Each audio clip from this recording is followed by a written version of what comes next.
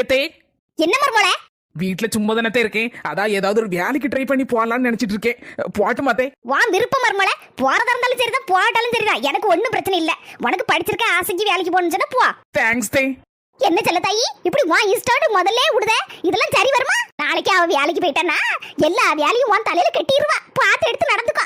இதுல என்ன கை இருக்கு? நம்ம தான் 4 எழுத்து படிக்காம போயிட்டோம். அவளாவது நல்லா படிச்சிருக்கா, வேலைக்கு போட்டோமாக்கா. அவ ஆசாதுன்னா எதுக்கு நம்ம குறுக்க நிக்கணுங்க? அந்த காலத்துல எதுக்குனாலும் சரிதான். ஒரு முளை பூ வாங்கினா கூட என் புருஷங்க ஏதான் எதிர்பார்த்துட்டு இருப்பேன். ஆனா அப்படி இல்லக்கா, இந்த காலத்து பிள்ளைகள் வேலைக்கு போய் என்ன தேவையோ அதுக்கு இஷ்டம் போல வாங்கிடும்லக்கா. புருஷங்க ஏன் எதிர்பார்த்துட்டு இருக்காண்டம்ல? பஞ்சபாட்டி, எதுக்கு எடுத்தாலும் யார் வீட்டுல ஏதாவது குட்டையை குழப்பலாமான்னு தான் வருவேல பாடு பேசுறதுக்குனே.